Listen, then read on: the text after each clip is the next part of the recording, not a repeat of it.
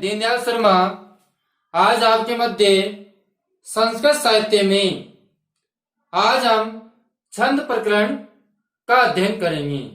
बच्चों, इससे पूर्व हमने जो छंद का सामान्य परिचयात्मक प्रश्न है उनका अध्ययन किया था। उसमें हमने गण किस प्रकार लगाते हैं, छंद में किन किन वस्तु विषय की आवश्यकता है, उन सबको उन दोनों वीडियो में हमने लिया था।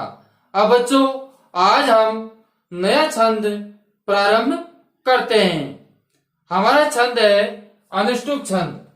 कौन सा छंद है बच्चों? आज अनुष्टुप छंद है। आज हम अनुष्टुप छंद के लक्षण एवं उदाहरणों के बारे में पढ़ेंगे।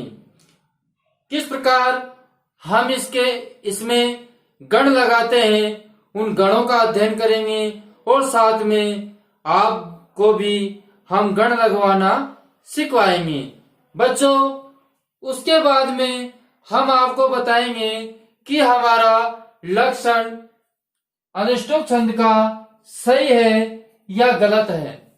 हम अनुष्टुप छंद के लक्षण के आधार पर ही संपूर्ण छंद का अध्ययन कर सकते हैं। बच्चों, जो अनुष्टुप छंद का लक्षण है उस लक्षण के आधार पर ही हमारे गण व चिन्ह लगते हैं। तो हम आपको अनुष्टुप छंद के लक्षण में भी गण लगाकर बताएंगे और संख्या भी गिनकर बताएंगे। अब हम चलते हैं अनुष्टुप छंद के लक्षण की ओर। तो बच्चों, अनुष्टुप छंद का लक्षण है श्लोके षष्ठे गुरुज्ञे सर्वत्र लघु पंचमम द्वे चतुर्पादयो हस्व सप्तम दीर्घ मानयो। सप्तम दीर्घ मानयो कहने का तात्पर्य है कि श्लोके मान श्लोक में, षष्ठ मान छठा, श्लोक में छठा क्या हो? गुरु हो। श्लोक में छठा गुरु होना चाहिए। छठा क्या? वर्ण। श्लोक में छठा वर्ण क्या होना चाहिए? गुरु होना चाहिए। सर्वत्र माने सब जगह। सब जगह का मतलब प्रथम पाद में, द्वितीय में, तृतीय में, चतुर्थ में, उन सब जगह लघु पंचमम जो पांचवा वर्ण है वो क्या होना चाहिए? लघु होना चाहिए। आगे बच्चों समझ में कि श्लोक में छठा वर्ण गुरु होना चाहिए और पंचम वर्ण लघु होना चाहिए। अब आगे चलिए, द्वे चतुर पादयो, दूसरे और चौथे पाद में, दूसरे और चौथे पाद में सप्तम जो वर्ण है, सप्तम जो वर्ण है वो क्या होना चाहिए? ह्रस्व होना चाहिए। क्या होना चाहिए बच्चों? ह्रस्व होना चाहिए। ह्रस्व का तात्पर्य लघु। क्या होना चाहिए? ह्रस्व होना चाहिए या लघु होना चाहिए। बाद में जो शेष बचा वो दीर्घ माने हो। जो शेष बचा उसको हमको दीर्घ मानना है सप्तम वर्ण में। तो बच्चों, शेष कौन सा बचा? जब हमारा दूसरा और चौथा पाद आ गया तो हमारा शेष बचा पहला और तीसरा पाद। तो पहले और तीसरे पाद में क्या होगा? दीर्घ हो जाएगा। दूसरे चौथे में क्या हो जाएगा? लघु हो जाएगा। तो ये बच्चों हमारे इस अनुष्टुप छंद के लक्षण हैं। अब हम कुछ इसके लक्षणों को और पढ़ते हैं। बच्चों, छंद में प्रत्येक पाद में 8 वर्ण होते हैं। बच्चों, अनुष्टुप छंद के अंतर्गत प्रत्येक पाद में 8 वर्ण होते हैं और कुल पाद कितने होते हैं? 4 होते हैं। कितने होते हैं बच्चों? 4 पाद होते हैं। तो एक पाद में 8 वर्ण होते हैं तो 4 में कितने होंगे? ये आप हिसाब लगा लीजिए। ठीक है बच्चों, कितने हुए? 8 चौको 32। ठीक है बच्चों, अब देखिए छंद के चारों पादों में, छंद के जो चारों पाद है उसमें कुल वर्ण हमारे कितने होंगे? 32 वर्ण होंगे। बच्चों, परीक्षा में हमसे ये पूछ लिया जाता है कि अनुष्टुप छंद में कुल कितने वर्ण होते हैं, इसलिए इन चीजों को आपको ध्यान में रखना है। जो मैं आपको 5 नियम बता रहा हूं, इनमें से आपका परीक्षा में पूरे प्रश्न अनुष्टुप छंद से संबंधित मिल जाएंगे। इससे बाहर कुछ भी नहीं जाने वाला है। अब ध्यान दीजिए बच्चों, श्लोक का छठा वर्ण, श्लोक का छठा वर्ण क्या होता है बच्चों? गुरु होता है। मैंने कहा था श्लोके षष्ठे गुरुअज्ञे, श्लोके षष्ठे गुरुअज्ञे, मतलब श्लोक का छठा वर्ण गुरु होता है तथा पंचम वर्ण क्या होता है? लघु होता है। सर्वत्र लघु पंचमम, सर्वत्र लघु पंचमम, तो सब जगह इसका जो पंचम वर्ण है वो लघु होता है। इसी प्रकार द्वितीय व चतुर्थ पाद में, दूसरा और चौथे पाद में जो सप्तम वर्ण है, जो सातवां वर्ण है, वो आपका क्या होगा बच्चों? लघु होगा। सप्तम वर्ण क्या होगा? लघु होगा। तथा प्रथम और तृतीय जो मैंने आपको बताया दीर्घ मानो, जो शेष बचा उसको दीर्घ मान लो, तो शेष क्या बचा? पहला और तीसरा बचा। तो प्रथम और तृतीय पाद में सप्तम जो वर्ण है वो क्या हो जाएगा? गुरु हो जाएगा। वो क्या हो जाएगा बच्चों? गुरु हो जाएगा। शेष सभी वर्ण, शेष सभी वर्ण लघु या गुरु हो सकते हैं। अब इनके उपरांत जो हमने 3 वर्ण बताए हैं, इनके उपरांत इस छंद में शेष जो वर्ण है वो गुरु भी हो सकता है, लघु भी हो सकता है, कुछ भी हो सकता है। बच्चों, अब ध्यान दीजिए, इस छंद को हम किस नाम से और पुकारते हैं? तो हमारा ये छंद है, अष्टाक्षर छंद भी इसे कहते हैं। कौन सा छंद कहते हैं बच्चों? इसे अष्टाक्षर छंद भी कहते हैं। अब अष्टाक्षर क्यों कहते हैं? क्योंकि बच्चों इसमें प्रत्येक पाद में 8 वर्ण होते हैं, इसीलिए इसे अष्टाक्षर छंद भी कहते हैं। अब बच्चों ध्यान दें, अगर आप माना कि हम भूल गए कि अनुष्टुप छंद में कुल कितने वर्ण हैं, हम भूल गए कि अनुष्टुप छंद के प्रथम पाद में कितने वर्ण हैं और हमको इसका लक्षण याद है, तो बच्चों घबराने की जरूरत नहीं है। अगर हमको लक्षण याद है तो हम बता सकते हैं कि अनुष्टुप छंद में कितने वर्ण होते हैं और कुल कितने वर्ण होते हैं, उसको भी अपन देख लेते हैं। देखिए बच्चों, हम लक्षण में पता लगा सकते हैं कि जो हमने ये बताया है वो ही हमारा जो लक्षण है उस लक्षण को परिभाषित किया गया है। अब देखिए, प्रत्येक पाद में 8 वर्ण, तो बच्चों 1 2 3 4 5 6 7 8 वर्ण हो गए बच्चों। प्रत्येक पाद में 8 वर्ण हो गए ना। अब इसमें देखिए 1 2 3 4 5 6 7 8, तो कितने वर्ण हो गए बच्चों? 8 हो गए। तो 8 8 16। ठीक है बच्चों। अब आगे देखिए, इसमें 1 2 3 4 5 6 7 8 आधे अक्षर को हम जोड़ते नहीं है बच्चों, है ना। आगे देखिए 1 2 3 4 5 6 7 8, तो प्रत्येक पाद में 8 8 वर्ण हैं। ठीक है बच्चों, प्रत्येक पाद में कितने कितने वर्ण हैं? 8 8 वर्ण हैं। तो पूरे पादों में मिलकर कितने वर्ण हुए? कुल वर्ण कितने हुए?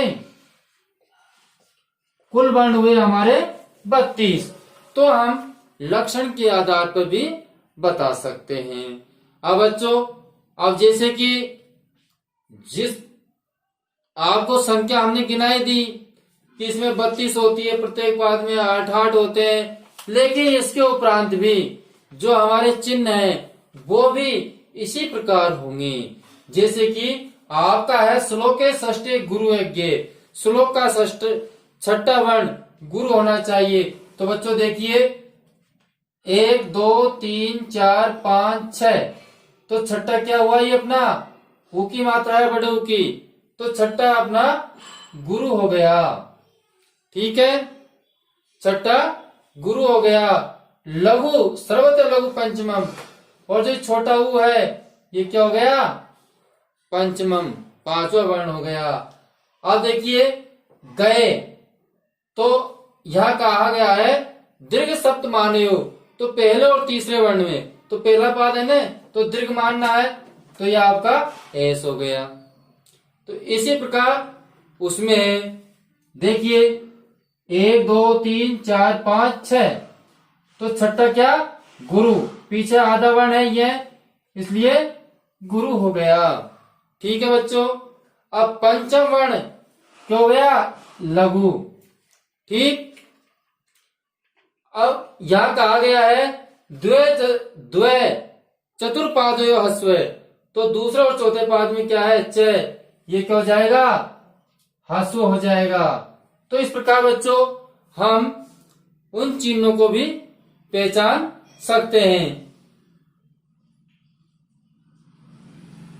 ठीक है बच्चों, अब हम लक्षण पर चलते हैं। अगर हमारे कहने का तात्पर्य है अगर पूरे 32 वर्ण है तो हमारा ये अनुष्टुप छंद का लक्षण है, ये बिल्कुल सही है।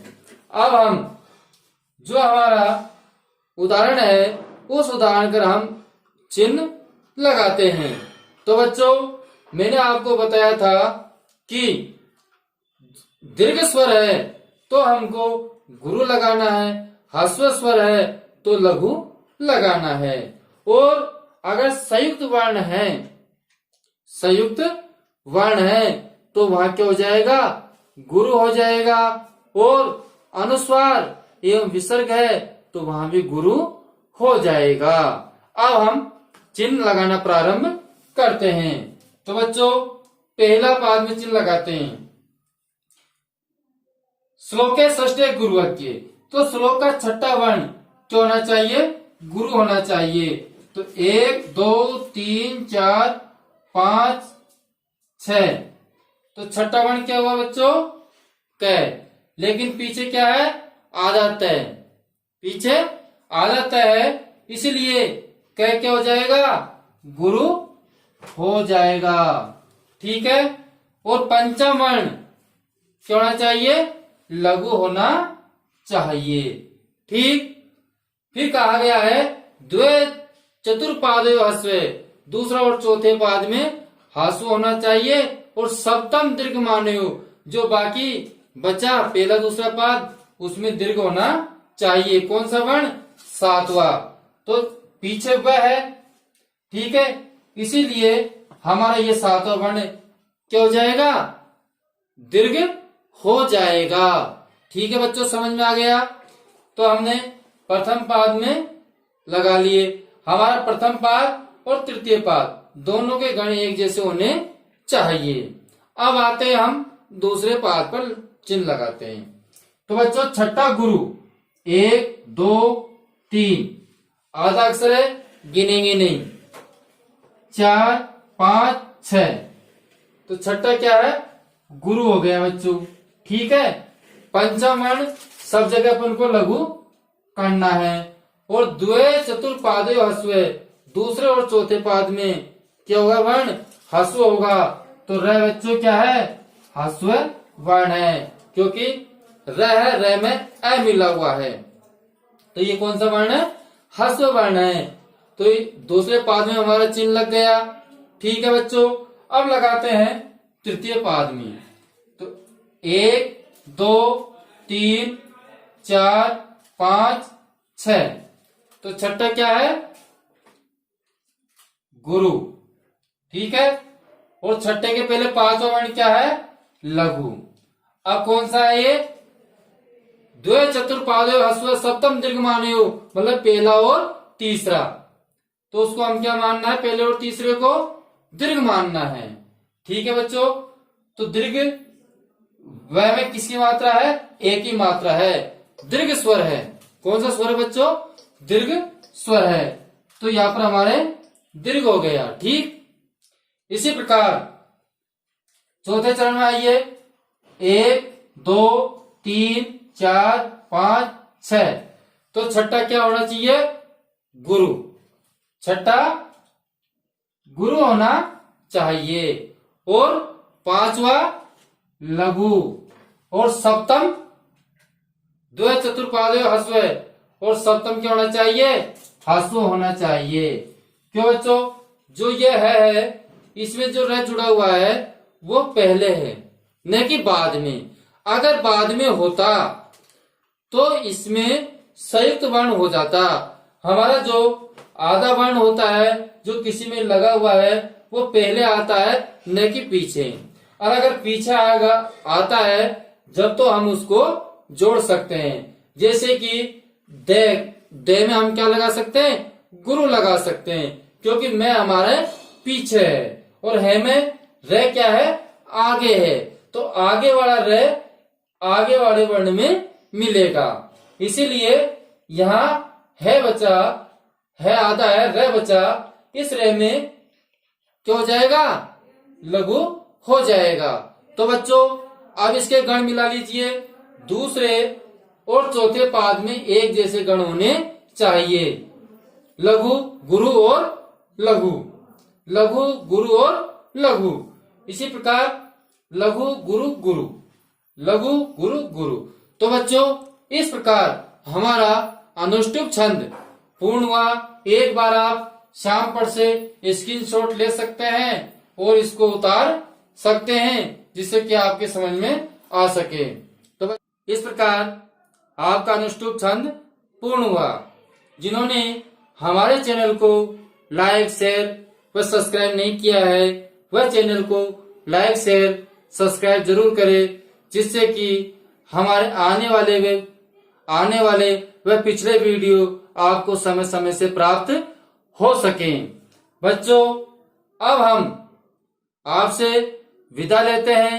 अगले वीडियो में फिर मिलेंगे। जब तक के लिए हम आपसे विदा मांगते हैं। धन्यवाद।